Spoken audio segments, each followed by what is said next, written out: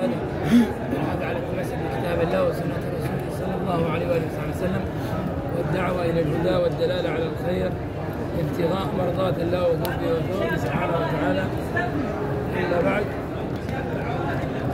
تكلمنا معكم في الفصل الماضي عن معنى أشهد أن لا إله إلا الله وأن محمدا رسول الله، والآن سندخل إلى الفصل الذي بعده.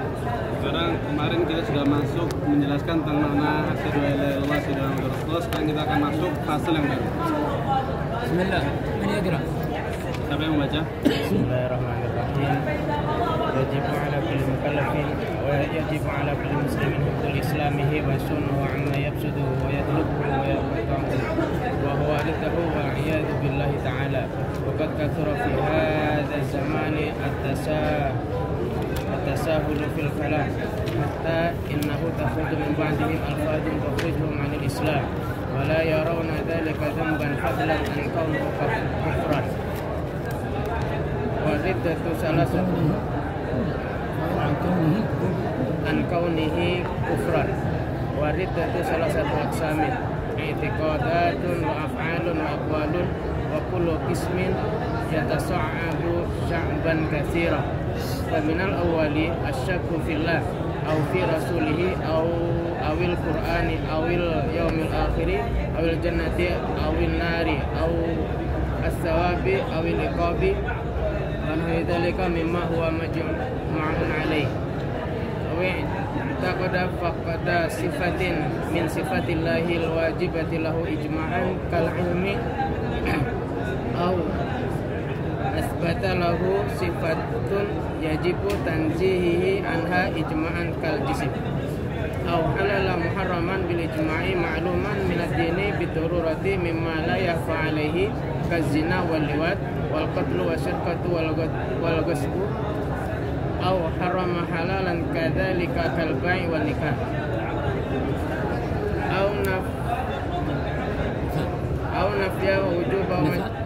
أو نفى وجوب مجمع عليه كذلك كالصلوات الخمس أو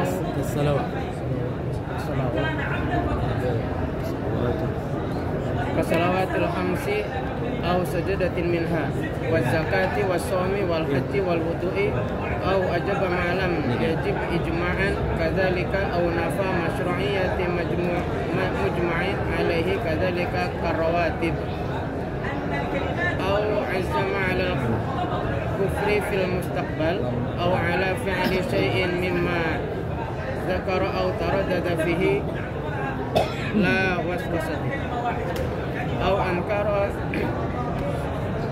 أنكر صفات سيدنا أبي بكر رضي الله عنه، أو رسالة واحد من الرسل المجمع على رسالته، أو جحد حرفا مجمعا عليه من القرآن، أو زاد حرفا فيه مجمعا على نفيه معتقدا أنه منه، أو كذب رسولا، أو نقصه، أو صغر اسمه بقصد تحقيره، أو جوز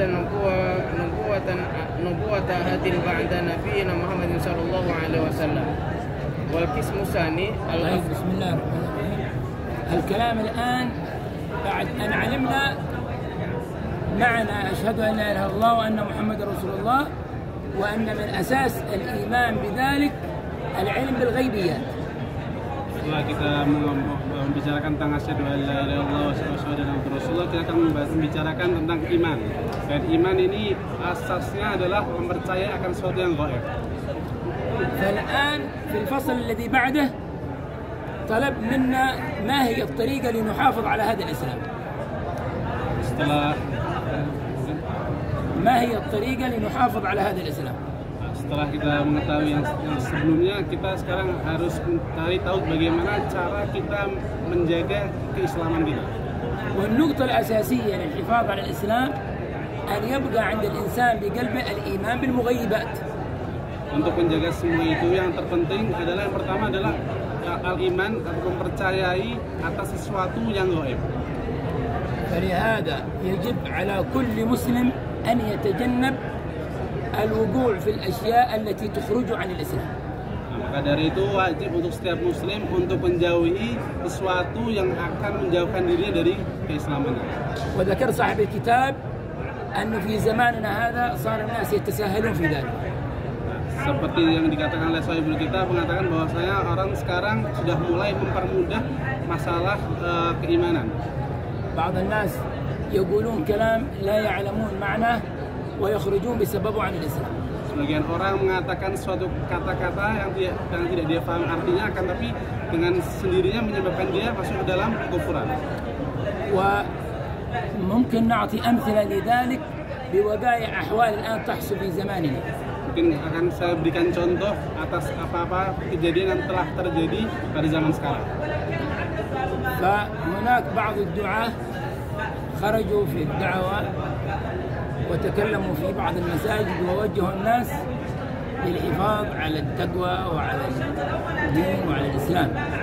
Sebagian ada seorang pendakwah, ahli dakwah keluar untuk melaksanakan dakwah, dan dia ketika dakwah membicarakan ataupun berdakwah dengan ketakwaan, dengan rasa Islam dan lain sebagainya. ونحن دائما نقول بعض الدعاة بعض الناس الجهال لا يحتاجون إلى دليل. Kadang orang-orang yang belum tahu ataupun orang-orang yang bukan muta'alim, bukan orang yang mencari ilmu, mereka tidak butuh akan dalil di dalam mengerti Islam atau iman. الدليل ممكن تعطيه عالم. Dalil mungkin dibutuhkan untuk seorang yang alim. أما إنسان جاهل تعطيه دليل قد يكون خطر عليه. Adapun orang yang bodoh, belum tahu tentang ilmu, kemudian kita berikan dalil, akan menjadikan sesuatu yang berbahaya untuk mereka. فهؤلاء بعض الجهال لما رأوا هذا الشخص في عمامة كذا قالوا أنت من الصوفية المبتدعة. Orang-orang yang bodoh ketika melihat seorang yang memakai imamah, kemudian dia langsung menisbatkan bahwa itu adalah seorang sufi, itu adalah orang-orang yang suka berbuat bid'ah. قال لماذا؟ Maka beliau nanya, kenapa kau mengatakan hal seperti itu? قال لأن أنتم تقرؤون مولد صلون على النبي. Karena kalian semua yang orang-orang yang pakai imamah, antum semua adalah orang yang suka membaca maulid. Kemudian kalian bersalawat kepada Nabi Muhammad SAW. لا يوجد أي أحد من المسلمين يختلف على الصلاة على النبي صلى الله عليه وسلم. Tidak kita dapati seorang muslim yang mereka orang berbeda di dalam permasalahan sholatnya. فهذا الأخ لم ينتبه أن هؤلاء جهال فأعطاهم دليل من القرآن. Sebagian dari doa para pendai, mereka tidak tahu akan hal ini. Kemudian mereka ketika berdakwah memberikan dalil-dalil akan suatu perkara. فقال لهم يقول الله إن الله وملائكته يصلون على النبي يا أيها الذين آمنوا صلوا عليه وسلموا تسليما. هذا أمر من الله بالصلاة على النبي. Padahal di dalam Al-Quran terdapat ayat yang di situ perintah akan umat ataupun yang mengikrarkan bahwasanya Allah Subhanahu Wa Taala bersolawat kepada Nabi Muhammad SAW. قالوا له هذه ليست من القرآن هذا أنتم وضعتموها في القرآن. Kemudian mereka orang-orang yang juhal mengatakan ini bukan Quran, ini bukan ayat Quran, akan tapi ini adalah sesuatu yang dibuat-buat. هذا الكلام نسأل الله السلامة والعافية من الكفر. Ini perkataan tadi yang mengingkari akan ayat Al-Quran, ini kata-kata yang berbahaya karena bisa menyebabkan seorang jadi kufur. من أنكر حرف من القرآن حرف واحد فيخرج عن الإسلام. كيف من أنكر آية كاملة؟ Orang yang mengingkari satu huruf dari Al-Quran saja sudah dikatakan bisa dikatakan ini orang kufur. Bagaimana orang yang mengingkari satu ayat dari Al-Quran? فلهذا الخروج عن الإسلام بكلمة كما قال بالأجسام هذه إما بقول أو فعل أو اعتقاد. الخروج عن الإسلام هذه تسمى الردة. Orang yang keluar dari Islam ada kalanya dengan cara perkataan, ada kalanya dengan perbuatan. Ada juga dengan cara etika. Nah, adapun seorang yang keluar dengan cara perkataan, maka ini dikatakan dalam Islam istilahnya adalah ar-riddah ataupun murtad. الكافر كافر قبل دخول الإسلام، لكن إذا دخل الإسلام وخرج منه فهو ردة يعني رجع إلى الكفر. Adapun seorang yang tadinya kufur, kemudian dia masuk Islam, kemudian dia kufur lagi, maka orang yang keluar dari Islam ini dia dikatakan bahwasanya namanya murtad. فلهذا سبب الآن سيفصل ما هي الأشياء التي الأقوال والأفعال والاعتقادات التي تحصل في زماننا هذا تكون سبب والعياذ بالله للخروج عن الإسلام. Sekarang kita akan membahas tentang tadi perkataan, perbuatan, dan etikat yang di sini bisa menyebabkan seseorang keluar dari Islam. بعضهم يعني تتعود لسانهم السباب والشتام فقد يسب الدين أو يسب النبي أو هكذا يقول كلام لا يعلم معناه وهو سبب والعياذ بالله في خروجه عن الإسلام. Sebagian orang terbiasa mencaci, sampai mencaci dengan atas nama agama, kemudian mencaci atas nama Nabi, sedangkan dia tidak mengetahui bahwasanya cacian yang dia lontarkan itu menyebabkan dirinya keluar dari Islam. فإذا الثلاث الأقسام هذه الاعتقاد بالقلب أو القول باللسان أو الفعل بأي شيء من الأعضاء، هذه الثلاث الأقسام من الأسباب التي تجعل الإنسان يخرج عن الإسلام، وسيبدأ بالقسم الأول وهو الاعتقاد بالقلب. Yang perkara yang tiga ini yang tadi i'tikad, perkataan dan perbuatan. I'tikad berkaitan dengan hati, al-qaul berkaitan dengan ucapan, al-fi'l berkaitan dengan perbuatan kita. Nah, kita akan mulai dari i'tikad awal. فمن القسم الأول اللي هو الاعتقاد ذكر الشك في الله والعياذ بالله تعالى، فلهذا درسنا في الدرس الذي قبله تعظيم الله سبحانه وتعالى وتعلمنا صفاته سبحانه وتعالى. Yang pertama adalah i'tikad, dan i'tikad yang bisa membuat seorang menjadi kufur ketika apa? Ketika seseorang syak ataupun ragu atas adanya Allah Subhanahu wa taala. Maka dari itu sebelumnya kita telah mempelajari bahwasanya bagaimana kita untuk mengagungkan Allah Subhanahu wa taala, bagaimana sifat-sifatnya Allah Subhanahu wa taala untuk menangkis semua ini. وهي أساس الإسلام، أساس الإسلام الإيمان بالله. Sedangkan i'tikad itu merupakan asas ataupun fondasi dari Islam itu sendiri. Maka dari itu wajib untuk kita orang-orang Islam percaya akan adanya Allah Subhanahu wa taala. سواء كان من الملحدين الآن في هذا الزمان الذين ينكرون وجود الله أو حتى حصل عنده الشك، كل ذلك والعياذ بالله يخرج عن الإسلام. Adapun orang-orang mulhidin ataupun orang ateis pada zaman sekarang, mereka meragukan atas adanya Tuhan karena mereka tidak percaya adanya Tuhan. Maka dengan sebab itu, dengan sebab keraguannya dia kepada Tuhan, ini menyebabkan dia keluar dari agama Islam. وكذلك إنكار الرسول صلى الله عليه وسلم أو الشك فيه. Ataupun dia ragu atas adanya Rasul Shallallahu Alaihi Wasallam di dalam agama ini. أو إنكار أعظم معجزة، الأنبياء والرسل لهم معجزات، ونبينا محمد صلى الله عليه وسلم كذلك له معجزات علامة على النبوة والرسالة، وأعظم معجزة لنبينا محمد هي القرآن الكريم.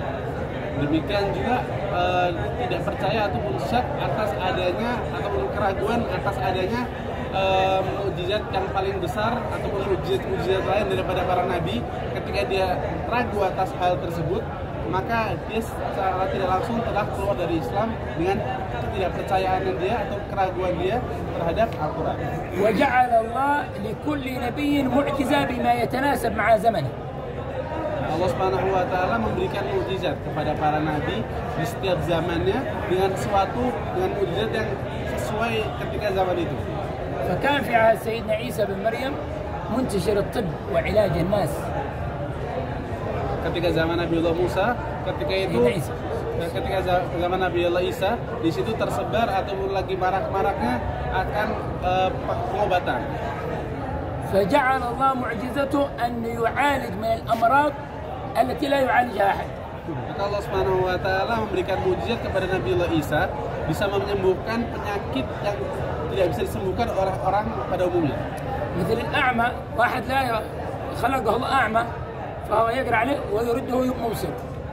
Seperti orang yang buta ketika zaman Nabiullah Isa, kemudian bisa oleh Nabiullah Isa disembuhkan dan bisa membaca sesuatu yang harusnya bisa dibaca oleh seorang yang memiliki penglihatan. وأغرب من هذا كله مرض الموت، ما في علاج له أبدا، فهو يعالج من مرض الموت، ميت قم يجعله. Dan yang paling besar yaitu ketika Nabiullah Isa bisa menghidupkan orang mati.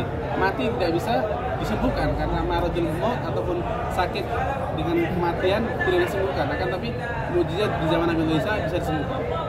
وحتى لا يحصل عندهم شك، يقول لك ممكن هذا مات عنده سكتة قلبية مات قبل 4 ساعات، عنده سكتة قلبية الآن ممكن استعاد، فجعله الله يحيي ميت له سنوات طويلة وهو في قبره، يحيي من يد. سيدنا سام بن نوح قبل مئات السنين أحياه من قبره.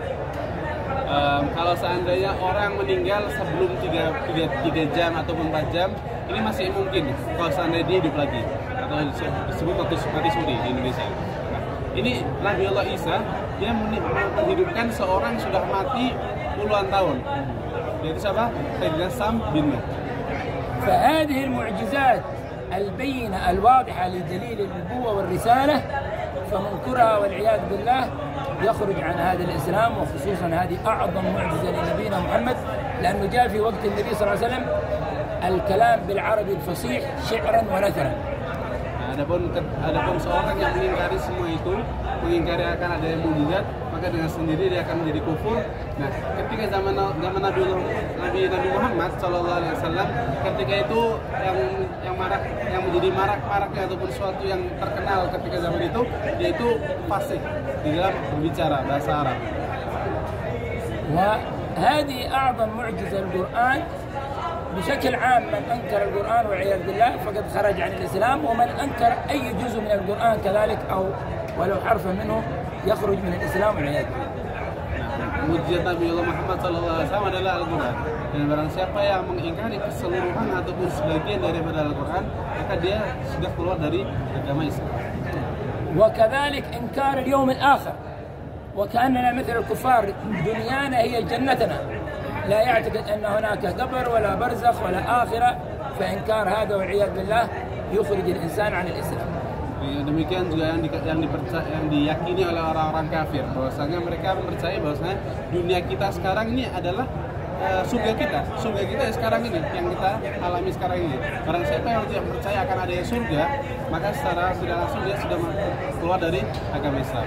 كل المغيبات اللي ذكرها النبي صلى الله عليه وسلم وذكرناها في الدرس الماضي مثل الجنة والنار والحساب يوم القيامة من ثواب وعقاب، إنكار ذلك والعياذ بالله يخرج الإنسان عن الإسلام.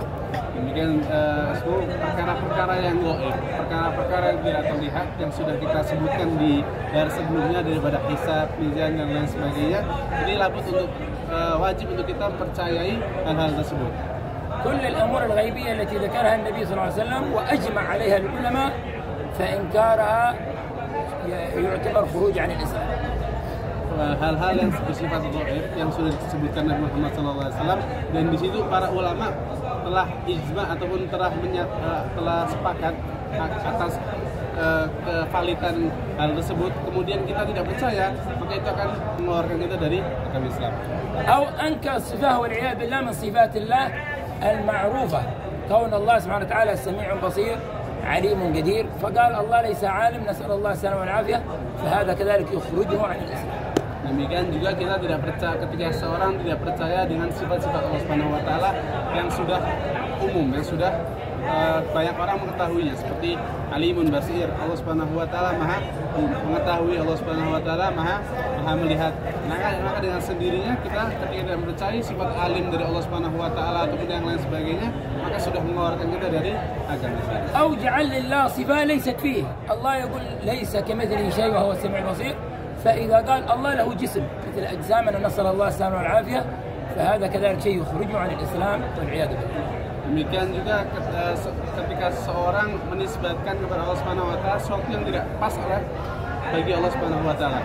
Seperti Allah mengatakan bahwasanya laisa kamitslihi, Allah itu tidak seperti makhluknya.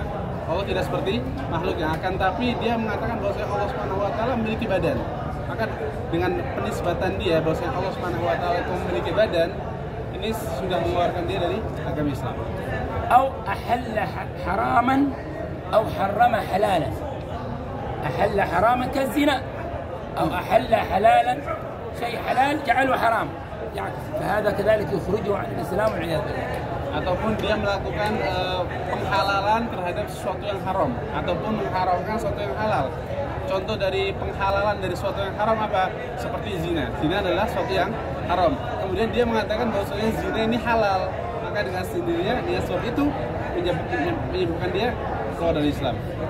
فلهذا يحتاج الإنسان ينتبه من وساوس نفسه عندما يرتكب الحرام ويتساهل فيه، فإذا اعتقد أنه حلال له والعياذ بالله يخرجه عن الإسلام.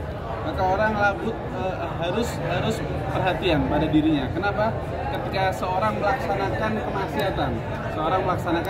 kemaksiatan, kemudian dengan terbiasa melakukan maksiat, kemudian naudzubillah tumbuh di dalam hatinya bahwasanya ini merupakan perbuatan yang halal, maka ini merupakan sesuatu yang bisa mengeluarkan dia dari agama Islam. فالزنا أن يأتي الرجل امرأة ليست زوجته والعياذ بالله وليست أمة له ملكا، فهذا يعتبر من الزنا، فإذا أحله لنفسه صار من الخارجين عن الإسلام.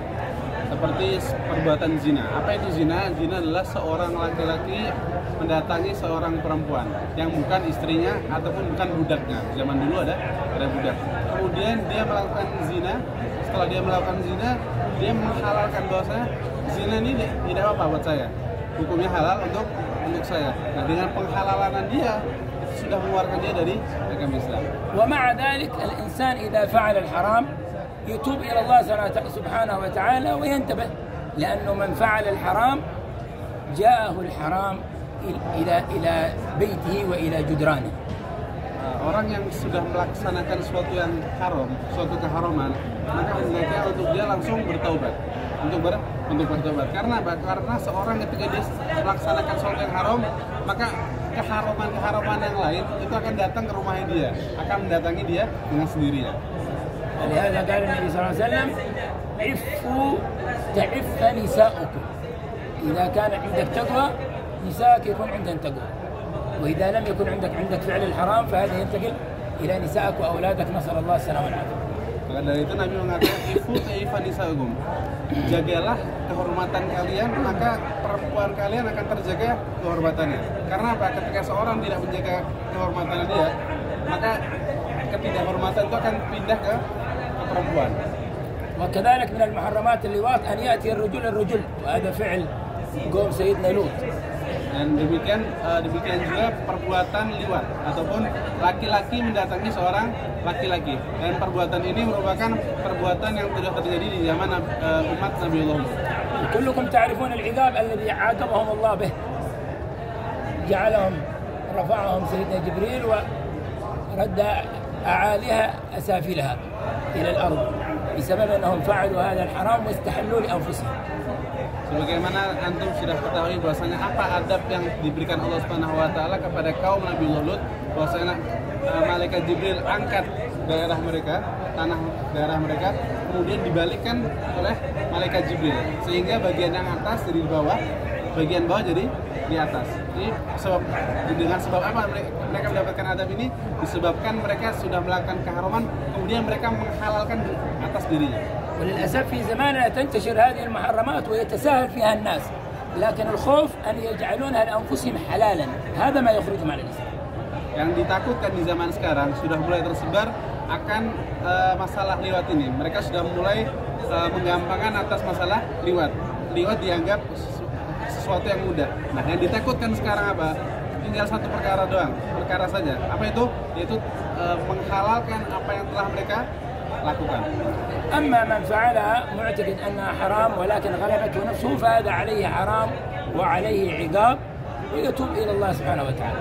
Adapun seorang yang melaksanakan sesuatu yang haram seperti liwat tadi, kemudian di dalam hatinya meyakini bahwasanya hal tersebut merupakan sesuatu yang haram, dia mendapatkan dosa atas keharaman tersebut. Akan tapi jangan sampai ada bahwasanya di dalam hatinya menghalalkan atas sesuatu yang haram. وكذلك القتل من أخطر الأشياء ومن الكبائر التي يتساهل فيها الناس في هذا الزمان، قتل المسلم. Bagian yang terjadi pada zaman sekarang yaitu pembunuhan yang sudah tersebar di zaman sekarang, bahwa seorang muslim membunuh atas muslim yang lainnya. من قتل مسلما متعمدا فجزاؤه جهنم خالدا فيها. Bagaimana dikatakan Rasul, barang siapa yang membunuh seorang muslim dengan sengaja, maka balasan untuknya adalah neraka jahanam. فكيف إذا قتل مسلم ويعتقد أنه حلال له فهو خالد في النار وكذلك أخرج نفسه عن الإسلام والعياذ بالله. Ketika seorang meyakini bahwa hukumnya haram, mereka sudah mendapatkan jahanam. Maka bagaimana untuk orang yang meyakini bahwa membunuh seorang muslim adalah hukumnya halal? Maka bagaimana balasan bagi mereka? Mereka akan keluar dari agama Islam dan mereka akan berada di dalam neraka selama-lamanya. وكذلك السرقة والغصب، السرقة دون علم الإنسان، والغصب أن يأخذ منه بالقوة. Demikian juga masalah pencurian dan wasop. Apa itu pencuri? Pencuri adalah mengambil punya orang, mengambil milik orang lain, sedangkan si pemilik harta tidak ada. Berbeda dengan wasop. Kalau wasop mengambil milik orang, akan tapi dengan paksa. وقد دخل أحد الناس إلى بيوت أحد من الأولياء والصالحين آخر الليل فوجده يركع في سجدته، فبحث في بيته يريد شيء يسرقه ولم يجد شيء، فبعد أن أنهى ركوعه قال هذا الرجل جاء يسرقنا، نحن نريد أن نسرق قلبه إلى الله. Sebagaimana dulu ada cerita bahwasanya ada satu pencuri masuk ke dalam rumah satu wali min auliyaillah. Ketika sudah masuk situ, didapati bahwasanya si wali min auliyaillah sedang melaksanakan sholat. Maka dia pun mencari barang yang ingin dia curi. Maka kata si wali min auliyaillah, sebagaimana dia masuk sini untuk mencuri sesuatu dari dalam sini, maka aku akan mencuri hatinya. فجلس معه دخل سارق وخرج متعلق بربه. Ketika dia masuk, maka dia ambil hatinya, maksudnya apa? Diambil sifat-sifat jeleknya, kemudian dia keluar dari rumah si wali dalam keadaan hatinya muta'alliq ataupun ada hubungan erat dengan Allah Subhanahu wa taala. هؤلاء هم الأولياء والصالحين الذين يحاولون أن يدخلون أعداءهم إلى الجنة. Mereka adalah para aulia ataupun orang-orang yang dekat dengan Allah Subhanahu wa taala. Mereka berusaha agar bagaimana seseorang yang dia jauh dari Allah Subhanahu wa taala dijadikan menjadi orang yang dekat dengan Allah Subhanahu wa taala. بعض الناس يقول أنا ليتني من الأولياء سأدعو على فلان حتى يحصل له مصيبة وسأدعو على فلان، يريد يدعو على أعدائه، لكن الأولياء والصالحين قلوبهم قلوب رحمة. Berbeda dengan orang yang biasa. Orang biasa, keinginan mereka adalah mendoakan orang agar mendapatkan keburukan. Berbeda dengan wali. Wali mereka sudah baik dan mereka menginginkan orang lain menjadi baik juga. هذه أمثلة تحرير الحرام. الآن سيأتي بأمثلة تحريم الحلال. Demikian yang sudah disebutkan adalah menghalalkan sesuatu yang haram, dan akan kami sebutkan sesuatu yang halal akan tapi dijadikan haram.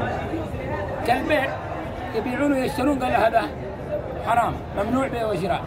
Sebagaimana jual beli ini adalah sesuatu yang halal, kemudian dia mengatakan bahwasanya jual beli ini adalah sesuatu yang haram.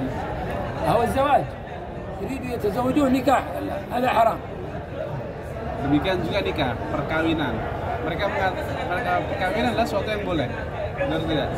Sesuatu yang boleh, kemudian dia mengatakan bahwa nikah ini sesuatu yang haram. فكذلك تحريم الحلال من الخروج من الإسلام والعياذ بالله. Kemudian termasuk itu mengharamkan orang mengharamkan akan dirinya untuk keluar dari Islam. أو شيء واجب قال هو ليس واجب، مثل الأشياء المجمع عليها مثل الصلوات الخمس وغيرها من الواجبات قال لا ليس هذا واجب. Seperti sesuatu yang wajib, seperti sholat dan lain sebagainya, hukumnya wajib, hukumnya awalnya wajib, kemudian dia menisbatkan bahwasanya ini bukan sesuatu yang wajib, yang hukumnya wajib dinisbatkan atas sesuatu yang tidak wajib. أو حتى جزء منها مثل السجود قال الصلاة نعم واجبة لكن السجود في الصلاة هذا ليس واجب. Sampai-sampai ketika seorang menafikan atas kewajiban seorang dalam sujud, bukan sholatnya, akan tapi sujudnya saja sebagian dari sholat, itu sudah menjadikan orang mengharamkan sesuatu yang halal. من أركان الصلاة المجمع العلماء على وجوبها. Sedangkan tadi sujud adalah rukun di dalam sholat, dan ulama berittifaq ataupun disepakat bahwasanya rukun tersebut ada dalam sholat. أما الأشياء التي فيها خلاف فلا نخرج أحد من الإسلام بسببها. Adapun sesuatu yang masih ada perdebatan antara ulama ataupun tidak ada dalil di situ, maka ketika dia menafikan ataupun mentiadakan hal tersebut, maka itu masih dimaklumi. ومن الواجبات كذلك الزكاة والصوم والحج والوضوء، فمن قال أنها ليست واجبة والعياذ بالله فقد أخرج نفسه من الإسلام. Demikian hal-hal yang diwajibkan oleh Allah Subhanahu wa taala seperti haji, wudu dan lain sebagainya. Barang siapa yang mengingkari atas kewajiban hal tersebut, maka dia sudah keluar dari Islam. أو كذلك أوجب ما لم يجب إجماعا، شيء أصلا ليس واجب فهو أوجبه قال هذا واجب، فهو أدخل في الدين ما من الواجبات ما ليس منه. Ataupun dia menisbatkan sesuatu yang tidak wajib, sesuatu hukumnya tidak wajib, akan tapi dia mengatakan ini hukumnya wajib, maka seakan-akan dia telah melangkahi agama. Agama tidak menentukan hal tersebut wajib, akan tapi dia menentukan ini sesuatu yang wajib. فأن يأتي للناس وجوبا إذا دخلت المسجد أن تعتكف، هذا واجب. Sebagaimana seorang ketika dia mewajibkan sesuatu yang tidak wajib, apa?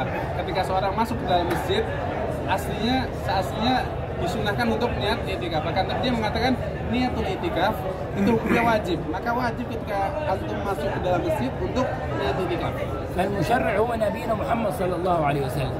Dan yang menurunkan syariat atau mewasilah atas syariat tersebut itulah Nabiullah Muhammad sallallahu alaihi wasallam. أو شيء مشروع في الدين هو نفاه، مثل الرواتب قبلية بعدية، قال لا يوجد شيء في الدين رواتب قبلية بعدية، نفاه هذا من الدين، فهذا كذلك مما يخرجه عن الإسلام والعياذ بالله. Demikian juga sesuatu yang disyariatkan di dalam Islam seperti sholat rawatib, sholat qabliyah ataupun ba'diyah. Ini hukumnya sunnah. Tapi dia mengatakan sholat rawatib ini ada di dalam Islam.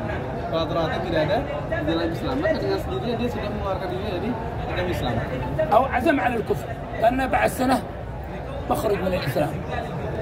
Ataupun dia berkeinginan satu tahun lagi saya akan masuk di dalam, saya akan murtad. أو تردد، لا أدري هل أخرج من الإسلام أو لا أخرج، تردد. Ataupun dia ragu, saya mau keluar dari Islam atau tidak. Ini juga perkara-perkara yang bisa mengeluarkan orang dari Islam. أو فعل شيء مما ذكرنا في الحال، كل الأشياء هذه التردد أو العزم على الخروج من الإسلام كلها تخرجه عن الإسلام والعياذ بالله. Hal-hal yang sudah kita sebutkan tadi, ketika dia tarodud ataupun syak di dalam hal tersebut, maka dengan sendirinya sudah mengeluarkan dirinya dari Islam itu. أما الوسوسة لا عبرة بها، هذه لا تضر. Ada الوسوسة، إيش تقول الوسوسة؟ adapun waswas. وسواس الشيطان يعني. Adapun waswas dalam hati itu tidak dianggap atas seorang menjadi kufur itu enggak. Kalau waswas, akan tapi kalau syak ataupun ragu itu dihukumi. هذه مجالساتك للعلماء للأولياء والصالحين تذهب هذه أمراض الشياطين والوساوس. Duduknya kita bersama orang-orang soleh, orang-orang yang dekat dengan Allah Subhanahu wa taala, ini bisa menyembuhkan ataupun menghilangkan wasawis syaitan. ولكن من أهم الأسباب اللي يحتاج أن ننتبه لها اللي تجعل الإنسان يذهب إلى الردة أن يعادي الأولياء. Adapun penyebab yang bisa mengeluarkan orang Islam yang sangatlah berbahaya yaitu ketika seseorang menantang seorang wali. لأنه جاء في الحديث القدسي من عادى لي وليا فقد آذنته بالحرب. Karena sudah datang dalam Al-Quran bahwasanya barang siapa yang menentang waliku maka seakan-akan dia sudah mengajak perang denganku, kata Allah Subhanahu wa taala. الحديث القدسي والحديث الغير القدسي. الحديث الغير القدسي نقول قال رسول الله، الحديث القدسي نقول قال رسول الله، قال الله من عادى لي وليا فقد آذنته بالحرب. Adapun hadis dari Nabi Muhammad SAW ketika pengucapannya dengan cara qala Rasulullah SAW, Rasulullah bersabda. Akan tapi kalau seandainya hadisul qudsi, cara pelafalannya gimana? Nabi SAW bersabda bahwasanya Allah Subhanahu wa taala berfirman. فانتبه من معاداة الأولياء، وماذا تفعل؟ عليك بحسن الظن بجميع الناس. Maka hati-hati atas memusuhi ataupun menentang para aulia. Lebih baik untuk kita untuk bersyukur kepada mereka. قد يكون إنسان بعض الناس لا يعلم أن زوجته كل يوم زوجته في البيت لا يعني دائما مشاكل معها ولا يخطر بباله أن زوجته من الأولياء. ممكن ما يزعل، لا يمكن هذه تكون من الأولياء، ولكن أنت لا تدري. فالأسرار مخفية في المسلمين. terkadang kita tidak sadar bahwasanya seorang yang mungkin selalu hidup dengan kita atau bersama dengan kita, seperti contohnya istri selalu bersama kita, selalu ada masalah di antara kita dengan istri, kita beritikad, kita punya keyakinan bahwasanya istri saya ini bukan seorang wali. Akan tapi bisa saja seorang istri menjadi wali min auliya Allah Subhanahu wa taala. وفي ثلاثة من طلبة العلم التقوا في سفرهم لطلب العلم في الطريق. Ada 3 orang yang bertujuan untuk menuntut ilmu. Kemudian mereka 3 orang tersebut bertemu di jalan. ذكرهم الإمام ابن حجر في كتابه الفتاوى الحديثية. Disebutkan oleh Imam Ibn Hajar di kitab beliau di kitab Al-Fatawa Al-Hadithiyah. ولكن لأجل أن ينبه الناس أنه من أراد أن يستهزئ بعالم أو ولي فهذه من أسباب والعياذ بالله الردة والخروج عن الإسلام. Sebutkan istri bahwasanya barang siapa yang ingin untuk menentang para aulia, maka di situ merupakan sebab awal orang akan keluar dari agama Islam. Sebab فهؤلاء الثلاثة ارتدوا وكان أصغرهم الإمام الكبير عبد القادر الجيلاني. 3 orang tadi, yang pertama yang paling kecil yaitu Imam Abdul Qadir Al-Jailani. والأوسط ابن عصرون اسمه. Yang kedua adalah namanya Ibn Asrun. والأكبر ابن السقا. ابن السقا. Yang ketiga adalah Ibn Sagga, namanya Ibn Sagga. فالأكبر هذا من السقا قال سنذهب، وذكر العالم الولي الكبير الذي أرادوا يتعلموا عنده قال سنذهب نتعلم عنده، لكن سأسأله 3 أسئلة وأعلم أنه لا يستطيع أن يجيب عليها. 3 orang tersebut bertujuan mendatangi 1 orang alim. Kemudian tadi yang paling besar itu Ibn Sagga, bertujuan kita akan mendatangi 1 orang alim ini, dan saya bertujuan untuk menanyakan 3 pertanyaan, dan saya yakin bahwasanya orang alim tersebut tidak akan bisa menjawabnya. أما الأوسط هذا ابن عصرون قال سأسأله 3 أسئلة إن أجاب تعلمت عنده وإن لم يجب سأبحث عن غيره. Yang kedua Ibn Asrun, beliau bertujuan apa? Beliau bertujuan datang ke orang alim tersebut untuk apa? Saya akan menanyakan pertanyaan, kalau seandainya si alim ini bisa menjawab, maka saya akan menuntut ilmu dengan dia. Adapun ketika dia tidak bisa menjawab pertanyaan tersebut, maka saya tidak jadi menuntut ilmu dengan dia. أما الإمام الكبير الولي الصالح سيدنا عبد القادر الجيلاني مع صغر سنه قال إنني ذاهب مستفيد. Berbeda dengan Imam Abdul Qadir Al-Jailani, sedangkan beliau adalah orang yang paling kecil di antara 3 orang tersebut. Beliau, apa yang beliau inginkan, apa maksud beliau mendatangi seorang alim tersebut? Beliau mengatakan bahwasanya aku bertujuan mendatangi orang alim untuk mencari faedah. فذهبوا ودخلوا عند هذا العالم الولي الكبير. Kemudian mereka berjalan menuju ke seorang alim yang alim besar ini. Kemudian sampai mereka di tempat tersebut. قبل أن يجلسون خاطبهم. Sebelum mereka semua duduk, si wali ini semua mengatakan sesuatu kepada mereka. قالوا أنت يا ابن السقا تريد تسألني 3 أسئلة وتقول أني لا أستطيع أن أجيب عنك.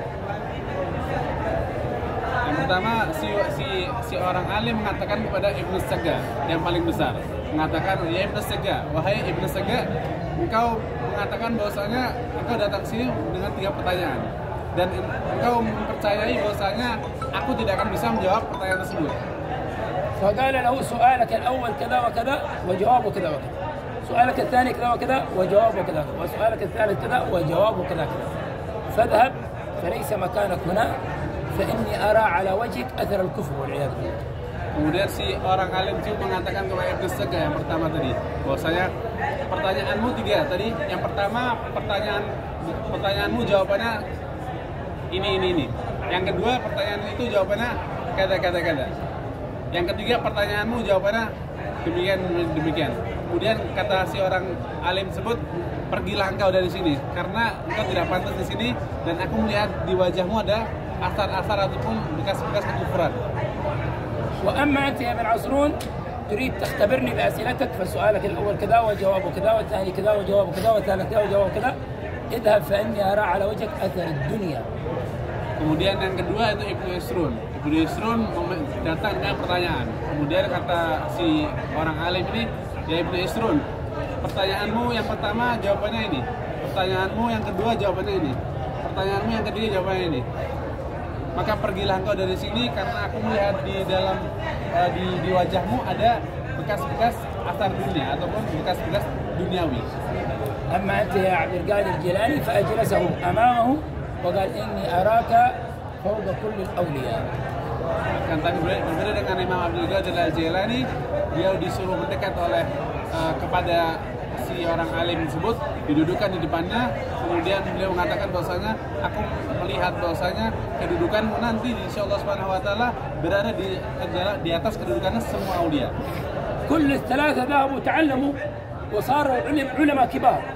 Kemudian tiga orang ini pergi dari seorang alim tersebut, kemudian semuanya menjadi orang yang alim besar. ابن السقا هذا صار اليهود والنصارى يخافوا منه لأنه صار علمه قوي ويرد على اليهود والنصارى. Yang pertama Ibnu Sagga, beliau menuntut ilmu sampai menjadi orang yang alim, sehingga dengan kealimannya orang-orang Yahudi dan Nasara takut. Kenapa?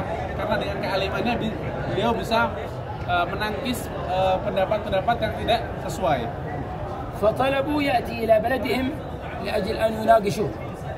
Kemudian orang-orang Yahudi dan orang-orang Nasrani meminta beliau untuk datang ke tempat beliau untuk apa? Untuk debat, istilah debat. فعندما كانوا جالسين معه خرجت في مجلسهم بنت رئيسهم بنته. Ketika sedang melaksanakan seperti diskusi, kemudian keluar anak dari si ketua Yahudi ataupun Nasara. Ketua, anaknya keluar. وكانت جميلة فقالوا لهم أرغب أن أتزوج منها. Anak dari ketua ataupun dari ketua si Yahudi dan si Nasrani ini adalah perempuan yang sangatlah cantik zaman tersebut. Maka Ibnu Sagga mengatakan aku ingin menikahinya. فقال له نشاورها نشوف ما رأيها. Kemudian kata mereka orang-orang Yahudi dan Nasara mengatakan kita akan bicarakan dulu ini bagaimana baiknya. لأنه ممكن المسلم يتزوج على كتابية، لكن هي قالت لهم إذا أراد أن يتزوجني أولا يكون مثلي نصراني. Karena seorang muslim itu bisa menikah dengan seorang kitabiah ataupun seorang yang bukan beragama Islam, akan tapi dengan syarat kitabiah. Kemudian akan tapi si perempuan tadi mengatakan bahwasanya kalau seandainya Ibnu Sagga ingin menikahiku, maka hendaknya dia untuk masuk dalam agamaku, yaitu Yahudi. فقال في نفسه شوف الإنسان العالم عندما لا تكون عنده تزكية قال سأدخل النصرانية مدة الزواج بس بعدين أرجع إلى الإسلام. Kita lihat bagaimana seorang yang alim besar akan tapi di dalam hatinya tidak ada tazkiyah ataupun tasawuf di dalam hatinya, akan menyebabkan dia mengatakan bahwasanya baiklah aku akan masuk ke dalam agama Nasrani, agama si perempuan bukan Yahudi, Nasrani. Aku akan masuk, maka setelah aku masuk nanti aku akan keluar lagi, kata dia. فتزوجها فدخل النصرانية وتزوجها. Kemudian bersepakat, kemudian Ibnu Sagga masuk ke dalam agama Nasrani. وكانت غرفته فوق في غرب السطح. Nah, dan kamar dari Ibnu Sagga itu berada di atas, dekat kamar paling atas dari rumahnya. فخرج يتمشى فسقط من أعلى السطح إلى الأرض. Kemudian Ibnu Sagga berjalan di atas. Kalau di Yaman itu atas rumah namanya sutuh. Atas rumah namanya sutuh. Kemudian Ibnu Sagga berjalan-jalan di atas rumahnya. Kemudian subhanallah jatuh dari atas. فأراد العودة، أراد أن يقول لا إله إلا الله ما استطاع. Kemudian ketika dia setelah jatuh dia ingin masuk dalam Islam lagi, akan tapi subhanallah tidak bisa. وهو قرب الموت. Dengan dia dekat dengan kematian. فجاء مجموعة من تجار المسلمين عرفوه لأنهم يعرفون علمه أنه من العلماء. Kemudian datang daripada sekelompok orang-orang pedagang mendekati beliau karena beliau seorang yang ma'ruf ataupun terkenal akan keilmuannya. فكلما وجهوه إلى القبلة يتوجه إلى الجانب الآخر. Kemudian para pedagang tadi, saudagar, mendatangi beliau, kemudian diarahkan kepada kiblat, karena seorang yang akan meninggal disunahkan untuk menghadap ke kiblat. Akan setiap di hadapan kiblat kembali membelakangi kiblat. ومات والعياذ بالله وهو لم يستطع أن يقول لا إله إلا الله محمد رسول الله. Kemudian naudzubillah min dzalik, maka Ibnu Sagga meninggal dalam keadaan su'ul khotimah dan dia belum mengucapkan la ilaha illallah Muhammadur Rasulullah. أما ابن عصرون بعد أن تعلم أمسك بيت مال المسلمين. Adapun Ibnu Isrun yang tadi laki-laki yang kedua, maka dia setelah menjadi orang yang alim kabir, alim besar, maka dia diberikan amanah untuk memegang Baitul Mal, ataupun ibaratnya sekarang kayak bank orang muslim dulu. وطمعت نفسه في المال فصار يأكل من أموال المسلمين بغير حق. Ketika dia dalam keadaan sudah enak, maka dia tidak kerasa akan keadaannya. Kemudian dia jadi nikmat memakan harta orang muslim. أما الإمام عبد القادر الجيلاني فأنتم تعرفون من هو وما علمه وولايته. Adapun Imam Abdul Qadir Jailani tidak usah saya sebutkan, bahwasanya sudah ma'ruf di antara kita bagaimana derajat beliau, kedudukan beliau di dunia ini. وهذه فقط نصيحة لأجل ينتبه الإنسان عليك بحسن الظن بجميع الناس. Ini inti dari semua ini, hendaklah bagi kita semua untuk husnudzon untuk kepada semua orang. وزوجتك من الناس. Dan istri kalian juga termasuk manusia. بعض الناس صعب عليه أن يحسن الظن بزوجته. Sebagian orang tidak susah untuk berhusnudzon kepada istrinya.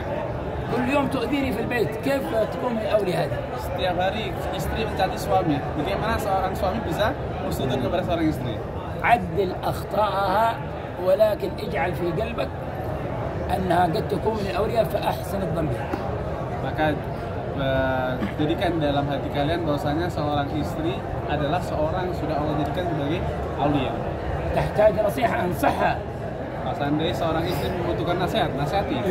لكن القلب يكون فيه حسن ظن أن المسلمين اللي حواليك هم أولياء وهم أفضل منك. Dengan menasihatinya dan juga percaya bahwasanya dalam hati kita bahwasanya semua orang yang ada di sekitar kita mereka adalah orang-orang yang baik ataupun orang-orang yang aulia. والعياذ بالله كذلك من الخروج من الإسلام إنكار صحبة سيدنا أبو بكر الصديق لأنها بنص القرآن.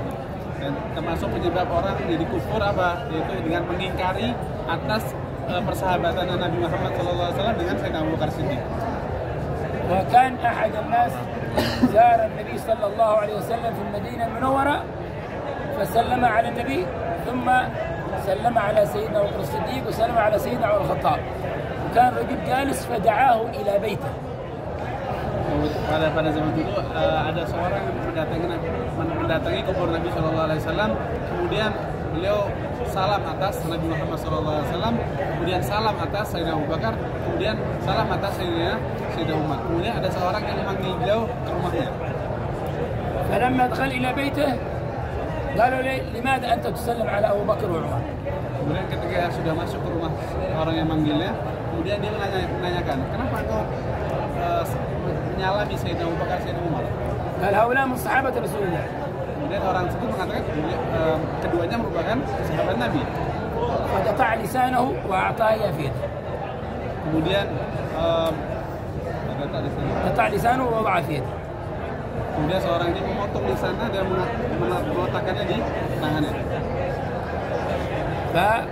فرجع إلى عند النبي صلى الله عليه وسلم وصار كل يوم يبكي لأنه جاء مسلما على النبي وعلى صاحبه.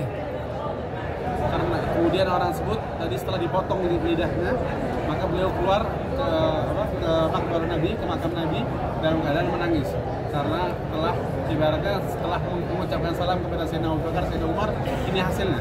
Bahwasanya lisannya dipotong. فرأى في المنام النبي صلى الله عليه وسلم سيدنا أبو بكر وسيدنا عمر. Kemudian malamnya beliau melihat bahwasanya Sayyidina Rasulullah SAW dan Sayyidina Abu Bakar, Sayyidina Umar mendatangi beliau.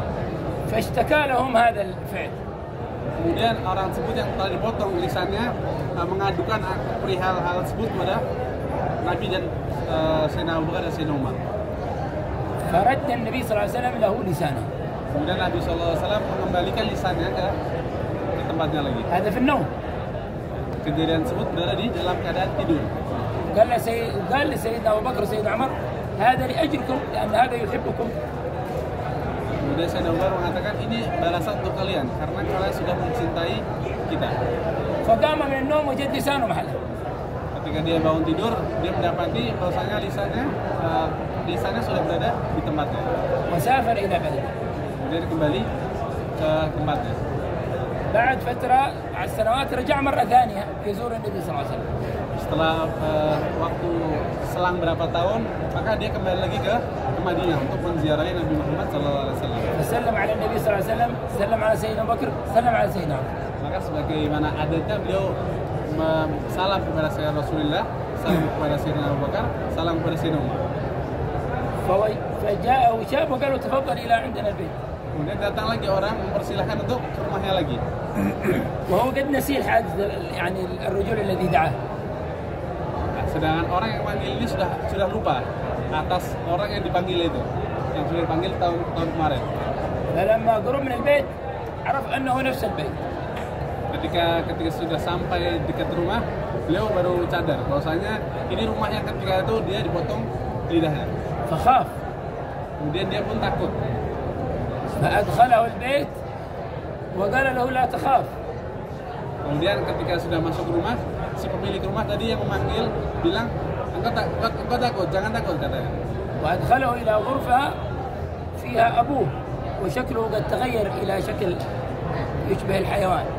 Kemudian diajak masuk lagi orang ke dalam kamarnya, diajak masuk ke dalam kamar, kemudian dilihatkan bahwasanya di situ ada ayahnya. Ayahnya sudah berubah mukanya seperti hewan. يعني هذا لأنه لا يحب سيدنا أبو بكر سيدنا عمر وقد عاقب واحد من المحبين بقطع لسانه. هذا عقابه. Kemudian mengatakan bahwasanya ini balasan baginya. Kenapa? Karena dia tidak mencintai Sayyidina Abu Bakar dan Sayyidina Umar. فإنكار صحبة سيدنا أبو بكر الصديق والعياذ بالله من أسباب الخروج عن الإسلام والعياذ بالله. Maka dari itu perlu kita ketahui bahwasanya mengingkari atas sunnah atau tidak mencintai Sayyidina Abu Bakar Siddiq sebagai sahabat Nabi Muhammad SAW itu merupakan penyebab orang keluar dari agama Islam. نسأل الله أن يملأ قلوبنا بمحبة الله ورسوله وأهل بيته وصحابته الكرام. نسأل الله التوفيق. الفاتحة الله يرزقنا العلم النافع والعمل الخاص المقبول وحسن التعليم. حسن التعليم والدلالة على الهدى ويسر قلب نبينا محمد صلى الله عليه وسلم كالأرواح معلمينا ومشايخنا وذوي الحدود علينا بسر الفاتحة. اللهم صل وسلم عليه وعلى آله. الفاتحة.